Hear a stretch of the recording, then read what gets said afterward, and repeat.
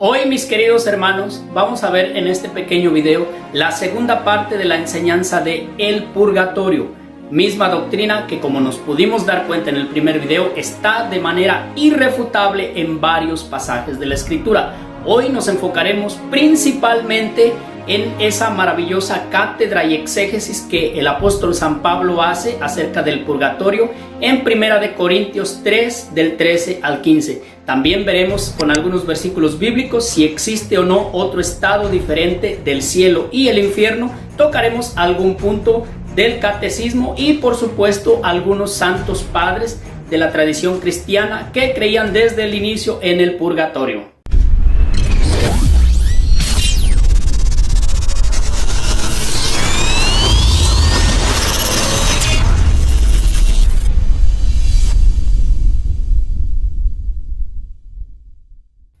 Ahora vamos a ver de manera breve algunos pasajes de la Escritura que hacen referencia claramente a la doctrina del purgatorio, como lo vimos en el anterior video.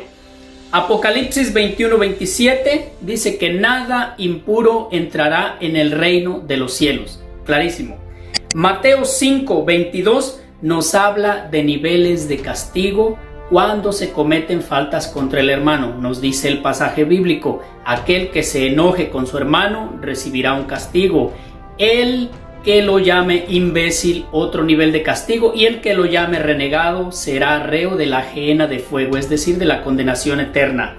Mateo 5:25 y 26 nos dice que te pongas de acuerdo con tu adversario mientras vas de camino, no sea que el juez te entregue ante el tribunal y te metan en la cárcel. No saldrás de allí hasta que hayas pagado el último cuadrante. Es decir, sí saldrá, pero primero tiene que pagar todo. Entonces, si no te gusta la palabra purgatorio, llámale cárcel, pero no saldrás de allí hasta que estés purificado. Mateo 12, versículos 31 y 32 nos dice algo curioso: toda blasfemia contra el Espíritu Santo no se perdonará ni en este mundo ni en el postrero. Mateo 18, versículos del 30 al 35 nos habla sobre el siervo que no quiso perdonar una deuda menor a su compañero cuando a este ya se le había perdonado una deuda inmensamente mayor, y termina el pasaje diciendo: esto mismo hará mi Padre en los cielos si no perdonáis de corazón a su prójimo. Es decir, debe de estar perfecto, de lo contrario no entrará en el reino y antes tendrá que pagar. Primera de Juan 5, 16 y 17, el apóstol habla de pecados que no llevan a la condenación eterna. Dice el apóstol: hay pecados que no son de muerte y hay pecados de muerte. Esto la iglesia llama pecados veniales y pecados mortales. En el pasaje de Lucas 12, 37 al 48 nos habla de un castigo temporal, es decir, de azotes. Todas las veces que la Sagrada Escritura menciona azotes es para referirse a un castigo temporal, nunca eterno. Por ejemplo, en el capítulo 26 del Evangelio de Mateo, Pilatos dice que va a mandar azotar a nuestro Señor Jesucristo y después lo dejará libre. Y aquí en este pasaje es muy interesante que nos cuenta que aquel que conozca la voluntad de su Señor y no haga lo que tiene que hacer recibirá muchos azotes. El que no la conozca y haga cosas dignas de reprensión recibirá menos azotes. Siempre temporal, no habla de la condenación eterna. Y bueno, vamos a lo que nos atañe en este video. 1 Corintios 3, del 13 al 15. El apóstol San Pablo hace una exégesis maravillosa sobre el purgatorio. Leo la Escritura: la obra de cada cual quedará al descubierto, la manifestará el día que ha de revelarse por el fuego, y la calidad de la obra de cada cual la probará el fuego. Aquel cuya obra construida sobre el cimiento resista, recibirá recompensa, mas aquel cuya obra quede abrasada sufrirá el daño. Él, no obstante, quedará a salvo, pero como quien pasa por el fuego. Es interesante, nos dice aquí el apóstol, el versículo 14, aquel es decir, la persona, cuya obra construida sobre el cimiento. ¿Cuál cimiento? Si leemos versículos anteriores, el apóstol nos habla de construir sobre oro, plata y piedras preciosas que representan las buenas obras.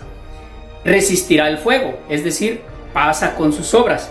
Pero dice el versículo 15, mas aquel cuya obra quede abrasada, o sea, no resista, porque construyó con leña, heno y paja, sufrirá el daño, es decir, la obra se quema. Ahora bien, ¿pero quién sufrirá el daño? Nos lo aclara el mismo versículo. Él, es decir, la persona.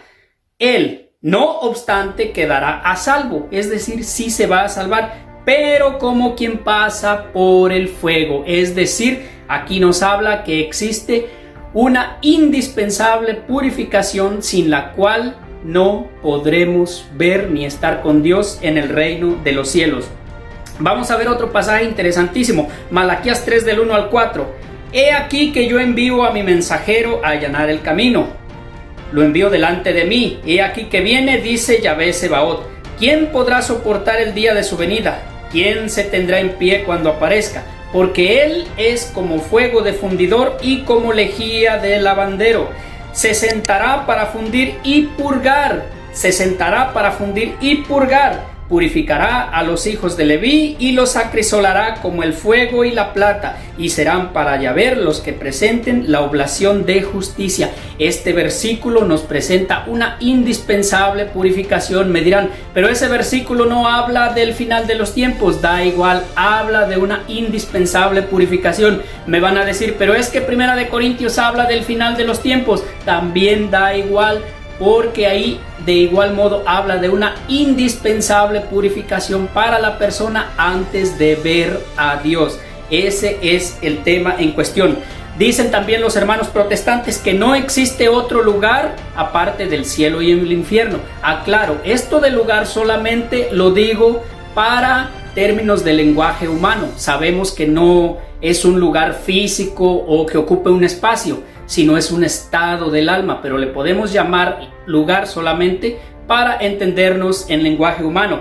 Pues sí, la escritura sí habla de que existen otros lugares, por así decirlo, aparte del cielo y el infierno, y lo vamos a ver claramente en la escritura. Por ejemplo, en el Evangelio de Lucas, capítulo 16, versículos del 19 en adelante, nos habla de la parábola del rico y Lázaro. Ambos van a lugares y nos dice la escritura, uno va a un lugar de tormento y otro a un lugar de descanso. Algunos teólogos dicen que este lugar es el mismo Hades para ambos, pero separados. ¿Por qué? Porque está una sección para los infelices y otra sección para los que están descansando, como las buenas personas. Y bueno, así nos lo presenta la escritura. Aclaro, esto es postura de teólogos. Dicen que es el mismo Hades. Entonces, este Hades es la tumba o sepulcro, que es la morada de los muertos. Su paralelo en hebreo es el Sheol. Pero ¿quién habla de esta morada de los muertos? Eso no existe. Claro que sí. Primera de Pedro 3:19 nos dice, en el Espíritu fue también a predicar a los espíritus encarcelados. Luego entonces hay un estado intermedio del alma que no es ni el cielo ni el infierno. Vamos a ver otro pasaje muy curioso, Filipenses 2:10. Para que al nombre de Jesús toda rodilla se doble en los cielos, en la tierra y en los abismos. Nótese, en el cielo, en la tierra y en los abismos. En el infierno ninguna rodilla se dobla, porque los demonios no doblan rodilla ante Jesucristo porque no lo reconocen como su Señor, tampoco los condenados eternamente. Por lo tanto, esos abismos se refiere a otro lugar diferente del cielo y el infierno. Vamos a ver lo que dice Zacarías 9:11. En cuanto a ti, por la sangre de tu alianza, yo soltaré a tus cautivos de la fosa que no hay agua. Otra vez, ¿y cuál es esa fosa que no hay agua? La morada de los muertos o sepulcro que nos dice en Primera de Pedro 3:19. Vamos a ver ahora lo que nos dice el numeral del catecismo en el 1031. La Iglesia llama purgatorio a esta purificación final de los elegidos, que es completamente distinta a la de los condenados. La Iglesia ha formulado la doctrina de la fe relativa al purgatorio, sobre todo en los concilios de Florencia, terminado en el 1445, y el de Trento, terminado en 1563. La tradición de la Iglesia, haciendo referencia a ciertos textos de la Escritura en 1 de Corintios 3:15 y 1 de Pedro 1:7, habla de un fuego purificador. Es necesario creer que antes del juicio existe un fuego purificador, según lo afirma aquel que es la verdad, al decir que si alguno ha pronunciado una blasfemia contra el Espíritu Santo, esto no será perdonado ni en este mundo ni en el futuro. Mateo 12:31. En esta frase podemos entender que algunas faltas pueden ser perdonadas en este siglo, pero otras en el siglo futuro. San Gregorio Magno, Dial 439. Y ahora me van a decir, entonces la Iglesia inventó el purgatorio en el concilio de Florencia en el 1445. No, porque casi 2 siglos antes, en los concilios de León, en el 1245 y 1274, respectivamente, ya se había declarado de manera diáfana esta doctrina del purgatorio. Es decir, la Iglesia no inventa doctrinas. Un dogma no es inventar una doctrina, sino reafirmar una doctrina, una enseñanza que por herejía o por negación ya se está poniendo en duda, y la Iglesia dice, no, esta es la verdad y punto, no hay más. Pero es algo que siempre se ha creído.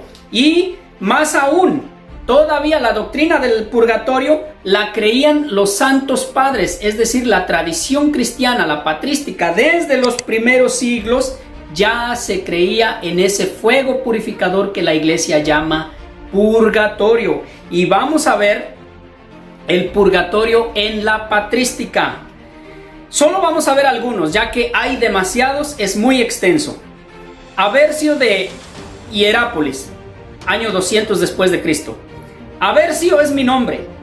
Que cada uno que esté de acuerdo con esto y lo entienda, ore por Aversio. Y ya vemos que en 2 de Timoteo 1, 16 al 18, el apóstol San Pablo pide misericordia por su amigo Onesíforo ya fallecido. Clemente de Alejandría, año 150-217 después de Cristo. En los strómata o tapices habla de la purificación por fuego que sufre el alma posterior a la muerte cuando no ha alcanzado la santidad perfecta. Dice, pero nosotros decimos que el fuego santifica no la carne, sino las almas pecadoras, refiriéndose no al fuego vulgar, sino al de la sabiduría que penetra en el alma que pasa por el fuego, refiriéndose a 1 de Corintios 3, del 13 al 15. Gregorio de Niza, año 331-394 después de Cristo.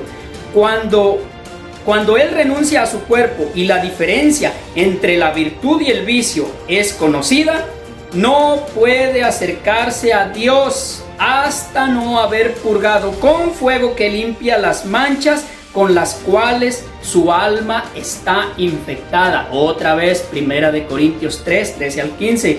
Vamos a ver lo que dice el gran San Agustín, padre y doctor de la Iglesia, año 354-430 después de Cristo. Señor, no me arguyas en tu indignación, no me halle entre aquellos a quienes has de decir, id al fuego eterno que está preparado para el diablo y sus ángeles.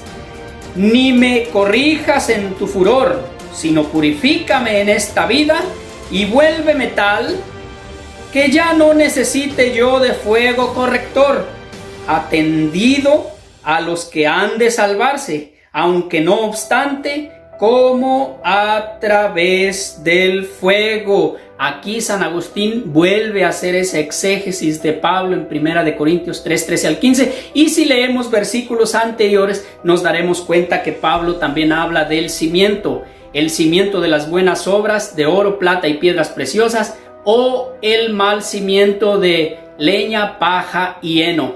Por lo tanto, queridos hermanos, tenemos mucho de patrística, bastante. Nuestra Santa Madre Iglesia Católica tiene casi 2000 años, por lo tanto, sería muy extenso seguir esto es solo un resumen. El que guste puede buscar en fuentes primarias, nunca fuentes protestantes adulteradas, toda la maravillosa doctrina de nuestra Santa Madre Iglesia Católica, que es 100% bíblica, porque de hecho la Biblia procede de la Iglesia. Bendiciones.